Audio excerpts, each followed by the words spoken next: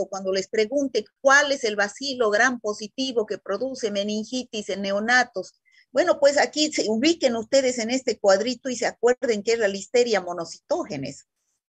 Cuando les digo, a ver, ¿cuál es el coco gram positivo, diplococo gram positivo que produce neumonía y meningitis en niños y adultos? Entonces ustedes ya saben que el único diplococo gram positivo aquí es el Streptococcus pneumoniae.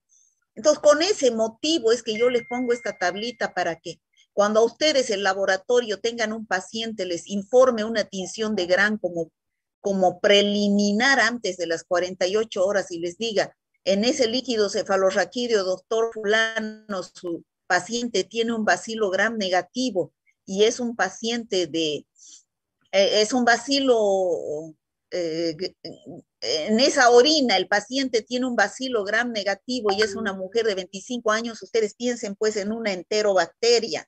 Es con ese motivo, no es por molestarlos, pero ustedes tienen que empezar a, a tomar en cuenta esta tablita que está en la primera hoja de su guía. Por eso yo todas las clases pongo esto para que ustedes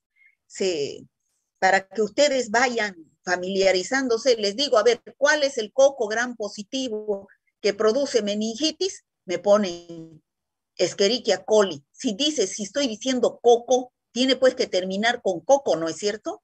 Y cuando les digo, el Streptococcus agalactiae produce y me ponen es un bacilo. O sea, no tienen la más mínima idea. Si supieran, si tuvieran interés en esta tablita, se dieran cuenta que es importante. Entonces, de aquí hemos avanzado todo. Hoy día vamos a avanzar el género Haemophilus, el género Brucella y Gardnerella vaginalis. Y terminamos con los bacilos gram negativos, que ha sido lo más grande que hemos avanzado.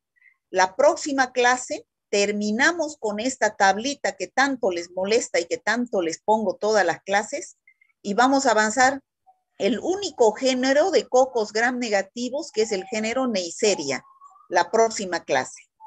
Nos faltarían esta clase de acá, fuera de esta, ¿no? Nos faltarían esta clase para terminar la tinción de Gram y entramos a las bacterias que no se tiñen por la tinción de Gram. Entonces nos faltaría, este tema es uno, las que no se tiñen por Gram sino por Ciel-Nielsen están las micobacterias, 2. Las que no se tiñen por Gram ni Ciel-Nielsen sería el género Treponema, 3, que es donde está la sífilis, y 4, que sería el género Clamidia y Mycoplasma. ¿No? Nos faltarían 4 temas fuera de este para terminar lo que es bacteriología. Entonces, hoy día vamos a avanzar género Haemophilus, Brucella y Gardnerella. El género Haemophilus tiene estas especies que tienen importancia médica. El Haemophilus influenza, el Haemophilus parainfluenza, el Haemophilus aegyptus y el Haemophilus ducreyi. De todos estos, el más importante y el que ustedes más van a escuchar es el Haemophilus influenza. Este Haemophilus influenza es importante productor de meningitis, sobre todo en niños de 3 a 5 años de edad. Pero gracias a la vacuna pentavalente, que cubre 5 enfermedades, vuelvo a repetir yo creo que ya unas 20 veces, cubre difteria, tétanos, coqueluche, hepatitis B y meningitis producida por esta bacteria, por Haemophilus influenza. Para eso es la vacuna pentavalente. Entonces, por eso han disminuido los casos de meningitis. Luego tenemos sepsis, neumonías y epiglotitis, ¿no? Sepsis, neumonías y epiglotitis. Epiglotitis es una de las bacterias más importantes que produce esta enfermedad, ¿ya? Pero también produce neumonías. Entre las enfermedades más importantes, meningitis, neumonías y epiglotitis. La sepsis vendría a ser una consecuencia de las otras enfermedades como una infección ya generalizada terminal. El Haemophilus parainfluenza no es tan frecuente, produce infecciones respiratorias, también meningitis, endocarditis y sepsis.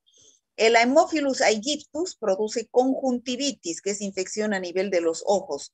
Dentro de las bacterias, una de las más importantes. Y este Haemophilus ducreyi lo vamos a ver más en infecciones, en práctica, en infecciones genitales, ¿no?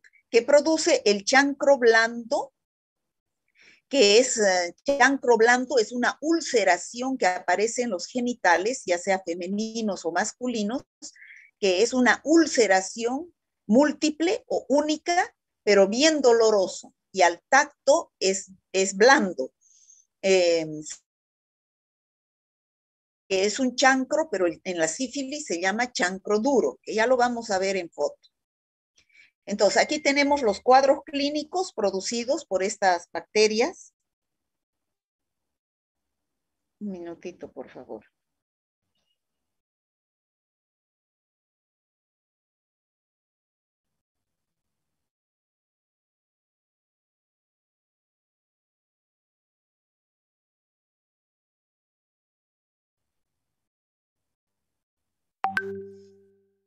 Entonces, aquí tenemos las infecciones producidas por el Haemophilus influenza, más importantes, como les decía, meningitis, la epiglotitis y la neumonía, son las más importantes a nivel del corazón, a nivel de las meninges y a nivel de la epiglotis.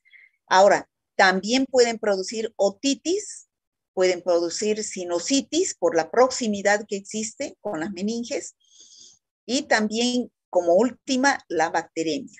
El Haemophilus aegyptus, ya dijimos, conjuntivitis, y el Haemophilus ducreyi, el chancroide, ¿no?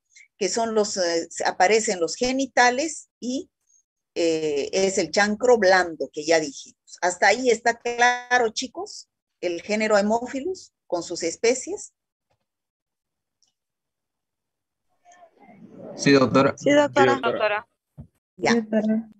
Vamos a empezar con el Haemophilus ducreyi. El Haemophilus ducreyi es el que produce una infección de transmisión sexual, como les decía, chancro blando, que aparece en los genitales. Chicos, este es un chancro, ¿ya? Es una lesión ulcerosa. Ulcerosa quiere decir como una herida. Ya ustedes han visto infecciones de piel y tejidos blandos en la anterior clase, ya saben lo que es úlcera. Pero en el caso de que sea chancro, tiene los bordes levantados y bien definidos.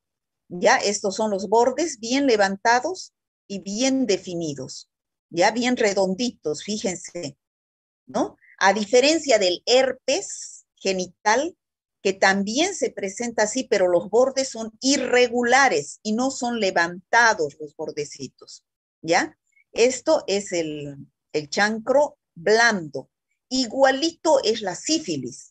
O sea, cuando ustedes tengan un paciente que venga con esta patología, ya sea hombre, como en este caso, o mujer que aparece en la vulva, van a ver estas lesiones. Son igualitas, la sífilis, que es el chancro duro, el primer estadio de la sífilis, o el chancro blando, que es el Haemophilus ducreyi, que es un bacilo gram negativo. La sífilis es una espiroqueta, no es bacilo ni es coco, es una espiroqueta, un espirilo, ¿ya? Pero es igualito, solamente que en la sífilis es chancro duro, porque a la palpación aparece duro y no duele, no es doloroso. En cambio, este chancro blando producido por Haemophilus ducreyi es bien doloroso y es blando. Y es si nosotros hacemos una tinción de Gram de esta secreción que aparece aquí en la úlcera, de este líquido, vamos a observar, estos son leucocitos, estos azules, y vamos a observar a este bacilo Gram negativo, que es el Haemophilus ducreyi. Si fuera sífilis, no vamos a observar este bacilo gram negativo. No vamos a observar nada. ¿Por qué? Porque es un espirilo que no se tiñe por la tinción de Gram. ¿Me he dejado entender, chicos? Sí, doctora. Ya.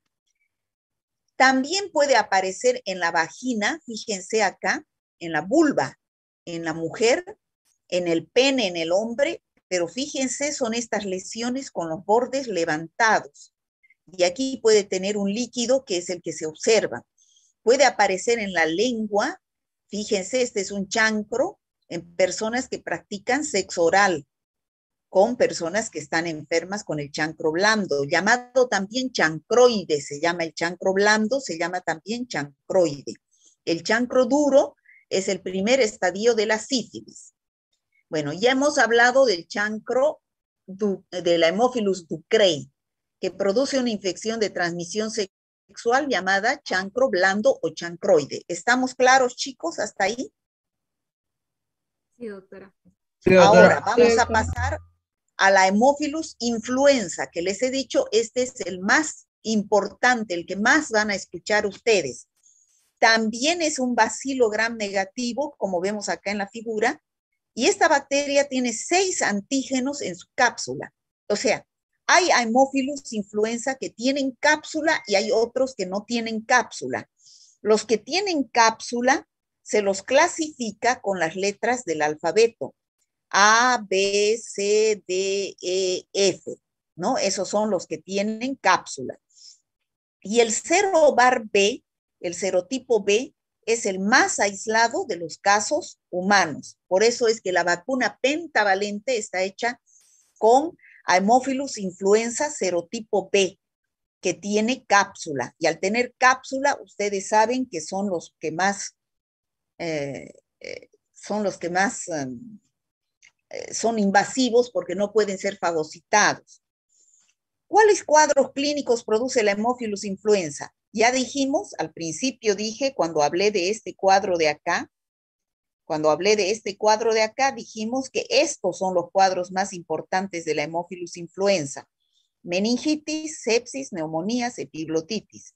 Ya hablamos de la Haemophilus ducreyi, ¿no? Entonces ahora estamos entrando a hablar de la Haemophilus influenza.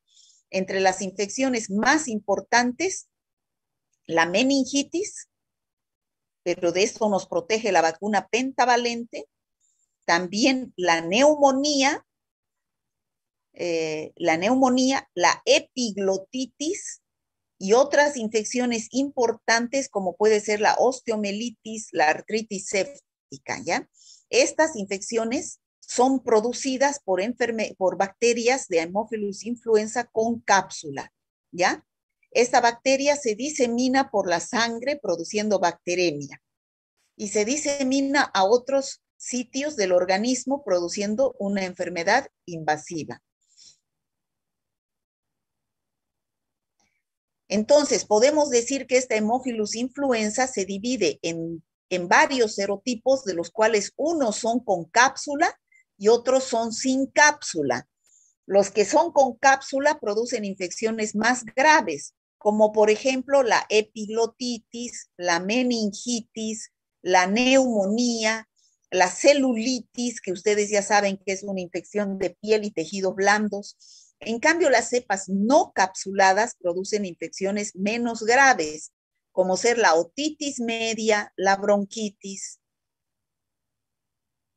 Aquí tenemos cómo ingresa estas cepas no capsuladas de Haemophilus influenza a través de la vía respiratoria y se distribuye por el aparato respiratorio hacia el tracto respiratorio inferior.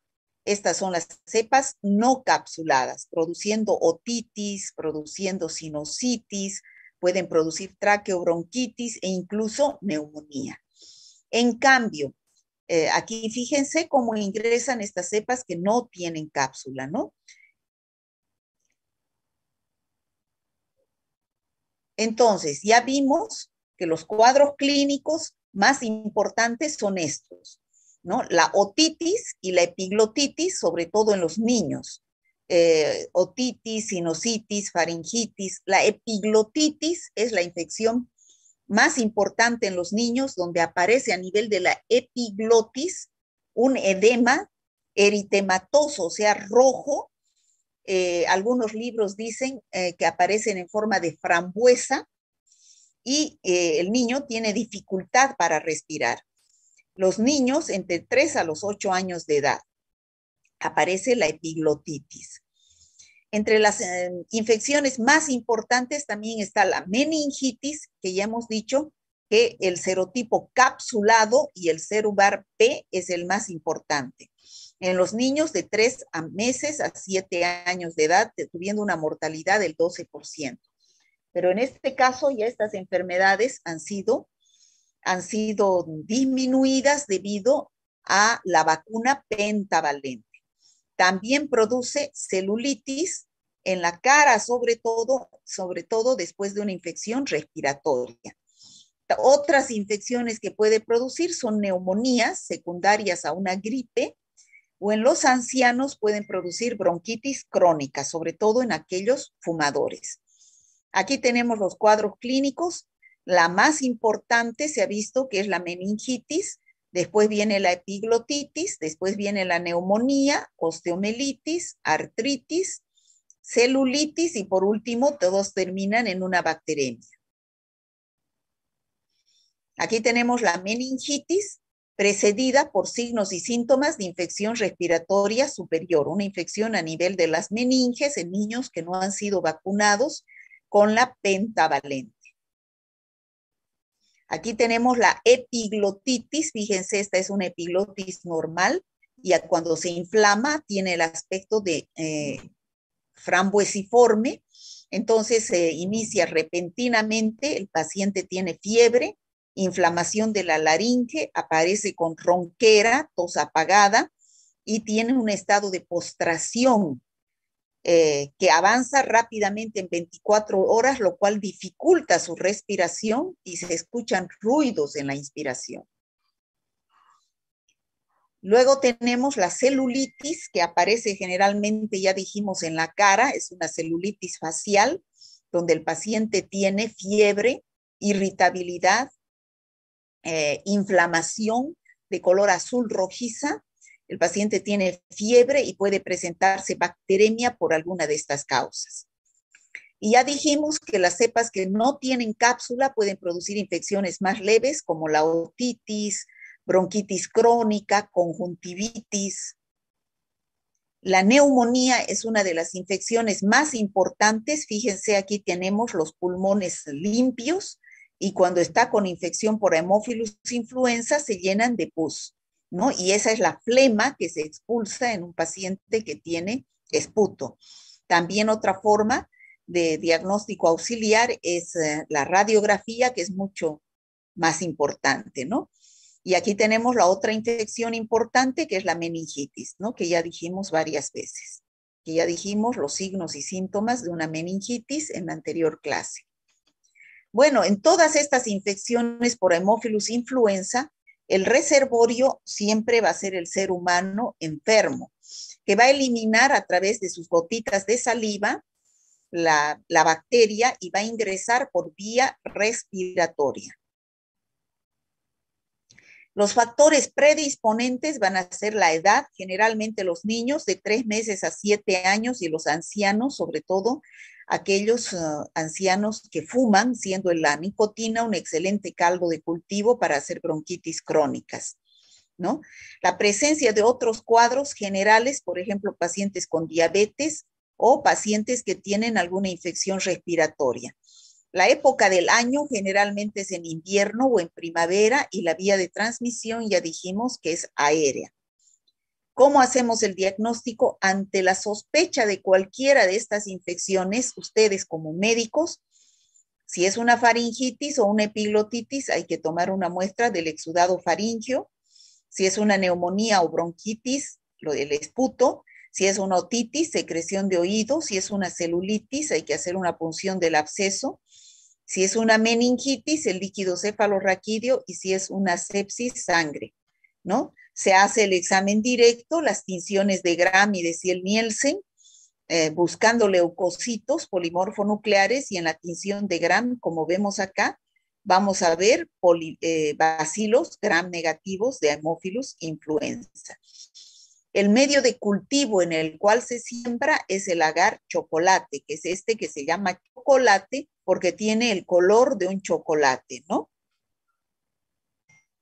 El tratamiento va a ser con ampicilina y con cloramfenicol, que son antibióticos que llegan muy bien, sobre todo en los casos de meningitis, llegan muy bien a la barrera y traspasan muy bien la barrera hematoencefálica.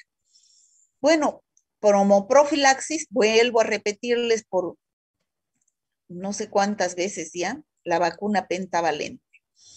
En 3 dosis, la primera dosis a los 2 meses, 4 meses, 6 meses, y la de refuerzo a los 12 o 15 meses de edad. ¿no? Esa es la vacuna pentavalente para Haemophilus influenza, para meningitis producida por Haemophilus influenza serotipo B. Y la quimioprofilaxis quiere decir si hay un niño que está en su casa con alguna infección de las que acabamos de decir por Haemophilus influenza, a los que están sanos, para que no se enfermen, se hace quimioprofilaxis con rifampicina vía oral. Bueno, eso sería género Haemophilus. ¿Tienen alguna pregunta del género Haemophilus?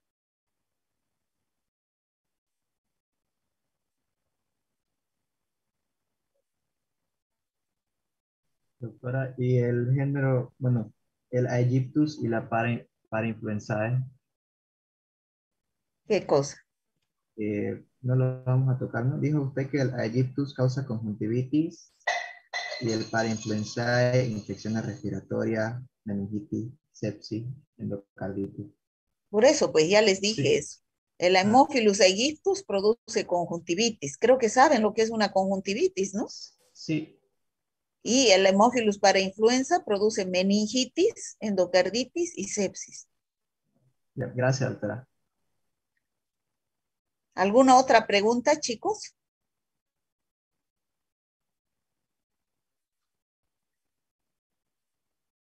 ¿Está claro? Sí, doctora. Bueno, entramos entonces al género Brucela. Es otro bacilo gram negativo que produce una enfermedad llamada brucelosis. No sé si ustedes han escuchado hablar de la brucelosis. Más se presenta en los animales, ¿no? Y de los animales viene al hombre. ¿Qué se llama esa enfermedad que viene del hombre a los animales? ¿Zoonótica, doctora? Antroposonosis, chicos. Hemos avanzado ya varias enfermedades que son que producen antroposonosis. Antropo viene de hombre y zoonosis viene de animales. Antroposonosis, ya lo he dicho muchísimas veces, cuando hemos avanzado listeria, cuando hemos avanzado Bacillus anthracis. Hasta ahora no nos podemos recordar. Existen 4 especies. Brucella melitensis, que viene de las vacas, Brucella abortus de las cabras, Brucella suis de los cerdos y Brucella canis de los perros. Bueno, seguimos en los bacilos gram negativos, ¿no? Vuelvo a poner el cuadrito. Hemos avanzado a Haemophilus y ahora estamos entrando al género Brucella. Esto es antropozonosis. Viene de los animales al hombre. Es un bacilo gram negativo. Dependiendo del tipo de Brucella, es la brucelosis humana, que es la que interesa a ustedes médicos, pero tienen que saber por epidemiología que es a consecuencia de una brucelosis en los animales. Ahí está la fuente de infección, ¿no? En los animales. Por eso se llama antropozonosis, ¿ya? ¿Cómo se produce la infección? Viene de los animales enfermos y puede ingresar al hombre por varias vías, igual que la listeria, a través de una herida del hombre en la piel, por eso es una enfermedad profesional. Es más común en los ganaderos, en los veterinarios, en los de los carniceros que tienen contacto con los animales, ¿no? Aquí tenemos una herida en la piel.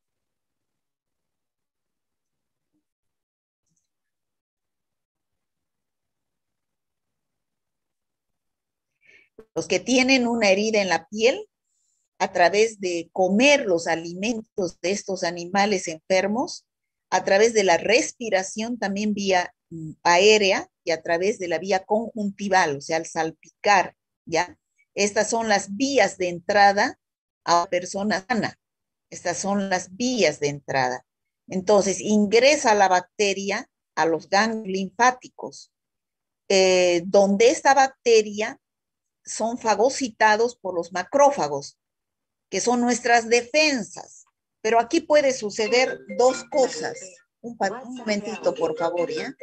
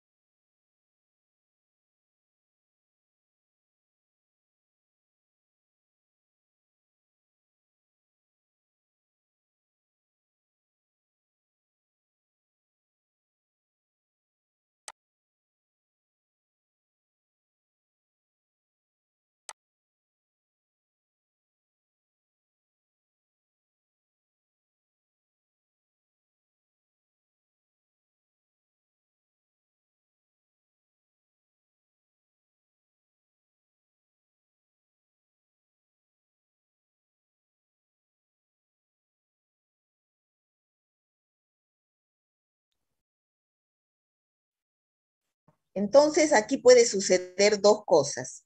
Una vez que son fagocitados por los macrófagos, entonces aquí son destruidas las bacterias y entonces sería el fin de la infección, cuando tenemos buenas defensas.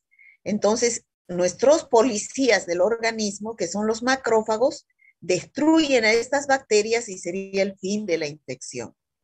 Pero cuando no tenemos buenas defensas y la carga bacteriana es demasiada, hay muchas bacterias, estas logran sobrevivir en los macrófagos y es más, se multiplican y entonces pasan a la sangre, produciendo una bacteremia con una brucelosis aguda. Y a través de la sangre, ahí estoy resfriada, chicos. Cada rato tengo que... Y a través de la sangre pasan hacia los huesos, ¿no? Pasan a los huesos, a las articulaciones y al hígado, produciendo ya una brucelosis localizada, ¿no? Produciendo una lesión anatomopatológica llamada granuloma, donde están los polimorfonucleares, linfocitos y células gigantes. Cuando hacemos una anatomía patológica, entonces vamos a ver esos granulomas que están llenos de estas células gigantes, ¿no? Y entonces, ¿cómo sabemos que el paciente tiene brucelosis? Ya saben que ustedes que un diagnóstico de una infección se establece en base a 3 parámetros fundamentales, que son la clínica, la epidemiología y el laboratorio. Lamentablemente en esta enfermedad, la clínica es bien inespecífica, no tiene signos y síntomas claros. Entonces, ¿qué es lo que nos ayuda a dar un diagnóstico de brucelosis? La epidemiología y el laboratorio. Cuando nosotros tenemos un paciente que tenga ganglios inflamados, fiebre de origen desconocido, que no se dé el lugar de la infección, tenemos que preguntar si es un paciente que viene del campo o si está en contacto con animales. Ese es un signo epidemiológico importantísimo, ¿no? Porque es un problema médico, porque se enferman los humanos, sanitario, pero también económico, porque se pierde mucho dinero en el ganado que se muere al estar con esta enfermedad. Y hemos dicho que nos viene de las cabras, la brucela abortus, la brucela de las ovejas, de los cerdos, la brucela suis, y de las vacas, la brucela melitensis, ¿no? ¿Cómo sabemos entonces decir si es un paciente que está en contacto con estos animales? Y si estos animales mueren, ¿cómo se sabe que estos animales están enfermos? Porque presentan orquioepididimitis. ¿Qué significa esto? Inflamación de los testículos. En los animales, estoy hablando, en los animales machos. Y las hembras presentan mamitis, las mamas inflamadas, y cuando están preñadas, entonces se puede producir el aborto en las hembras. ¿Y cómo es la clínica del paciente, no? Después de un periodo, y hemos dicho que es totalmente inespecífica, entonces después de un periodo de incubación que varía de 5 días hasta varios meses, en promedio unas 2 semanas, va a aparecer un periodo prodrómico, ¿no? Un periodo prodrómico en la fase febril. Periodo prodrómico, ya saben ustedes qué es, ¿cierto?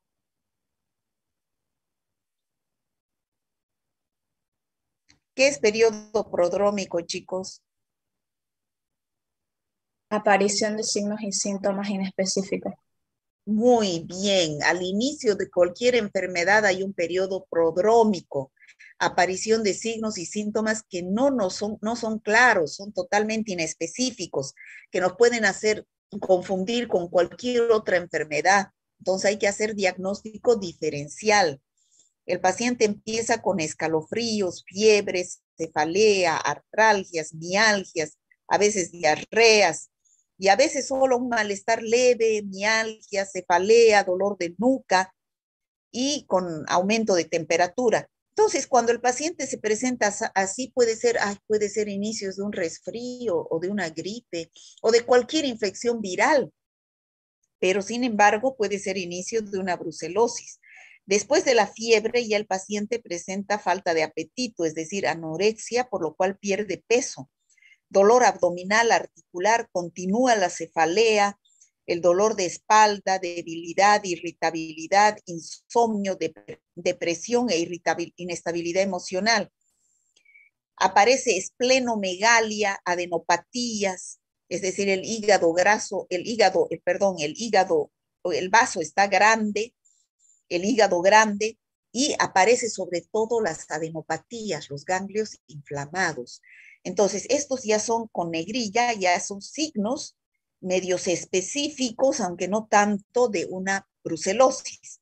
Si es un paciente que viene del campo y está en contacto con animales, y si ustedes les preguntan si los animales han muerto o están con alguna de esas enfermedades que dijimos, orquiopididimitis, el macho, mamitis, o abortos a repetición, la hembra, podemos sospechar de una brucelosis. ¿Cómo la confirmamos, chicos?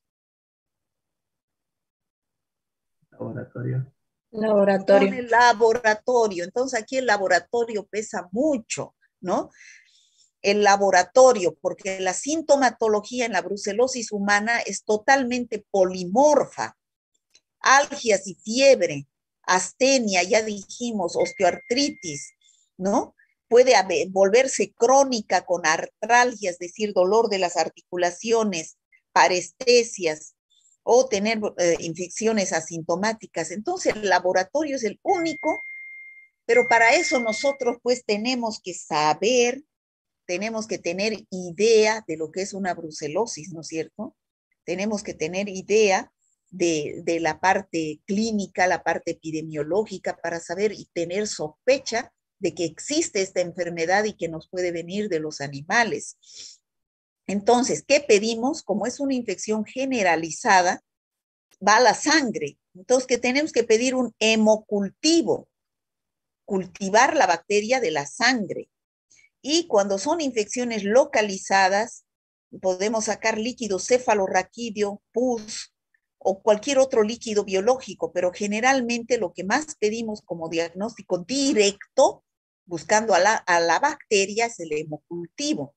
Ahora, como diagnóstico indirecto, es decir, buscar anticuerpos, no al antígeno, no a la bacteria.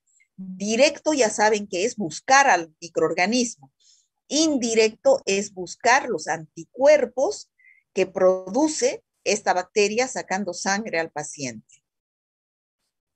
El tratamiento de la brucelosis es a través de antibióticos como tetraciclina, cloranfenicol, sulfatrimetoprim en un tratamiento empírico, ¿no? Son resistentes a los betalactámicos, pero si logramos cultivar del hemocultivo, vamos a hacer un tratamiento más específico con antibióticos que son para estas bacterias, ¿no? La epidemiología ya dijimos que viene de los animales, por eso es una antropozoonosis. Las vías de infección ya dijimos que son varias, por vía oral, al comer alimentos o sus productos de estos animales, ¿no? La carne o la leche o el yogur, ¿no?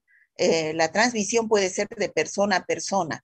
Las vías por inhalación de material infeccioso o por contacto directo con las secreciones y excreciones de los animales infectados. Vuelvo a repetir, es una enfermedad profesional. Estas personas que trabajan con animales son las más propensas.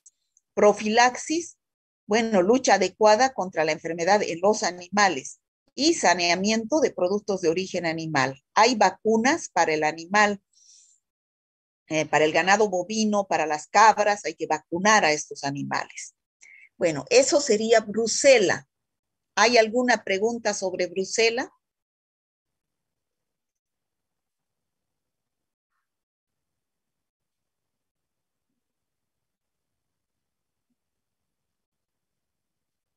Chicos, ¿hay alguna pregunta sobre brucela? No, claro. Todo claro, doctor. Ya.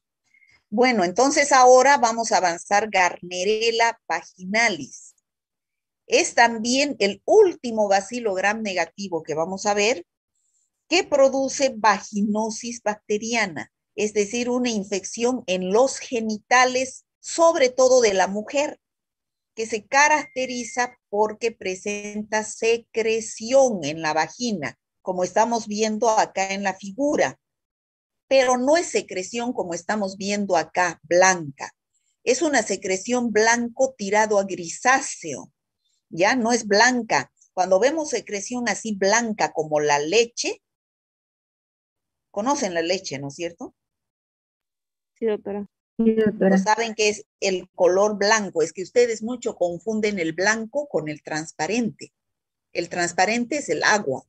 El blanco es esto, la leche, ¿ya? Entonces, normalmente una mujer puede tener una secreción, pero escasa y transparente. Cuando ya aparece un líquido que tiene color y que tiene olor y que es en mayor cantidad, ya se sospecha de una infección llamada vaginitis o vaginosis, ¿ya? En el caso de la Gardnerella, la secreción no es blanca, como estamos viendo acá, es blanca grisácea, es más gris y menos abundante, ¿ya? Algunas personas, mujeres, tienen Gardnerella vaginalis como microbiota vaginal, pero en muy pequeña cantidad. Pero en ocasiones se multiplica esta bacteria y por alteraciones de la flora vaginal puede producir vaginosis bacteriana. Se calcula aproximadamente 1 de cada 3 mujeres ha sufrido, dice alguna vez en su vida, sin tener relaciones sexuales, una vaginosis bacteriana. Esta no es una infección de transmisión sexual. Esta es una infección que hasta en las niñas puede aparecer porque es microbiota en muy pequeña cantidad en algunas mujeres. ¿Ya? Entonces, ¿cuáles son las manifestaciones clínicas? Cuando hay infección por esta bacteria que se llama Gardnerella vaginalis, se presenta la secreción no muy abundante, blanca grisácea, pero muy fétida, es decir, con un olor a pescado, ¿ya? Abundante grisácea. Y ese olor a pescado en el laboratorio se siente más todavía cuando se le agrega una gotita de hidróxido de potasio al 10%. Al agregarle esa gotita, entonces hay un olor a pescado que se llama el test de aminas, es lo que hacemos en el laboratorio, y se dice puede ser Gardnerella vaginalis. Le tomamos el pH a esa secreción vaginal y es un pH ácido. La mujer siente prurito, es decir, escozor, ¿ya? Y cuando hacemos una tinción de Gram de esa bacteria, vamos a observar las células guía o llamadas también células clave. ¿Cómo son esas células guía? Fíjense, estas son células epiteliales del epitelio vaginal de descamación. Entonces, fíjense cómo son los cocobacilos, aparecen tachonando las células epiteliales, tachonando, o sea, ¿qué significa tachonando? Dentro de las células epiteliales se llena de bacilos bien pequeñitos. Entonces, cuando el laboratorio a ustedes les informe en una secreción vaginal presencia de células guía o células clave, test de aminas positivo, ¿qué quiere decir? Olor a pescado. Ustedes van a pensar en Gardnerella vaginalis. ¿Está claro, chicos, lo que les digo? Sí, doctora. Sí, doctora. Sí, doctora. Ustedes no tienen Sí, que doctora. ver estas células guía. A ustedes el laboratorio les va a informar. ¿Está claro? Sí, Sí, doctora. doctora. Ya. Entonces, hoy día hemos avanzado los últimos 3 bacilos gram negativos. El género Haemophilus, donde el más importante es el Haemophilus influenza, donde está la vacuna pentavalente, que produce meningitis, epiglotitis y neumonía entre las más importantes. Haemophilus aegyptus, conjuntivitis. el Haemophilus ducreyi, que produce el chancroide o chancro blando, entre los más importantes del género Haemophilus. Hemos visto el género Brucella, la Brucella melitensis abortus suis, entre las más importantes, que es una antropozoonosis que viene de los animales a través de varias vías, pueden ingresar al organismo humano, puede ser al comer sus alimentos o sus productos, al inhalar a través de una herida.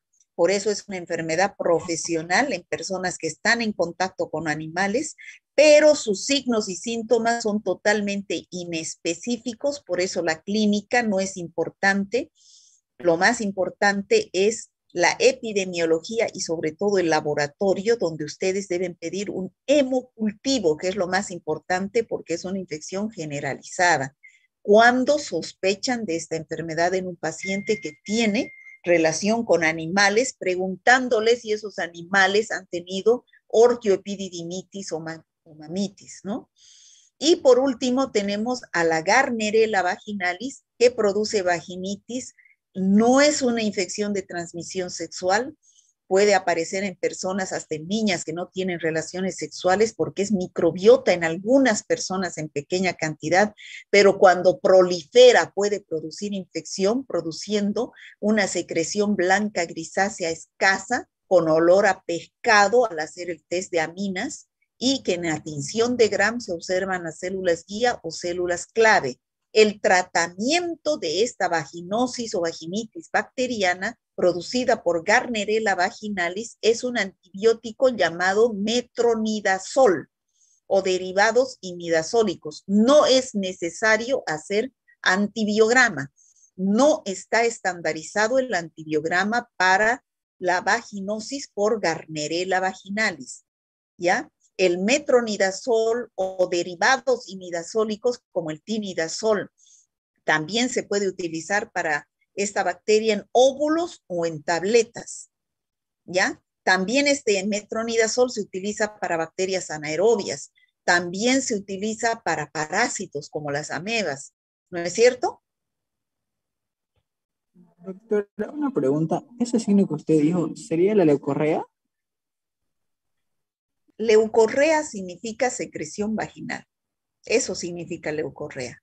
Líquido que sale por la vagina. Pero no es la causante solamente la Gardnerella vaginalis. Aquí solamente hemos visto Gardnerella vaginalis. ¿De verdad?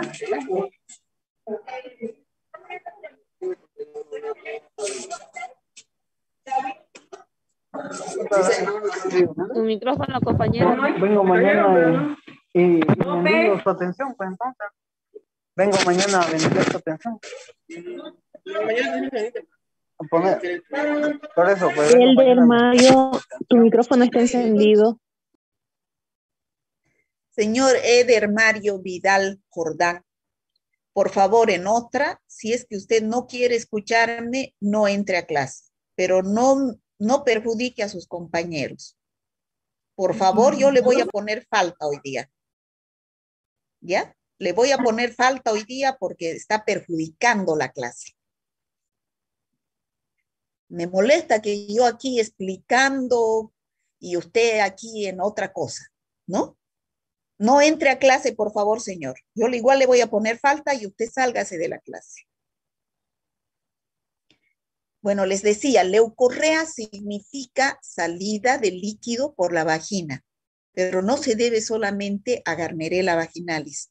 También pueden producir la cándida, que es un hongo. También puede producir la tricomona vaginalis, que es un parásito. También pueden producir las enterobacterias, como la Escherichia coli en los niños. Pero cada una de estos microorganismos producen secreciones vaginales, o sea, leucorrea, de diferente color, aspecto, que nos hace tener una idea del microorganismo que vaya a ser, ¿ya? Eso lo vamos a ver bien claro en práctica cuando avancemos infecciones genitales. ¿Qué es lo que se está avanzando esta semana en práctica? Líquido de punción avanzamos el de 1 hora. A líquidos de punción, sí.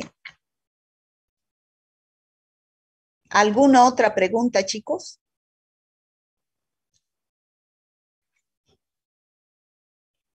Disculpe, doctora, hoy va a tomar lista para todos, tanto al SEMA. No voy a tomar lista a nadie, chicos. No voy a tomar lista a nadie hoy día.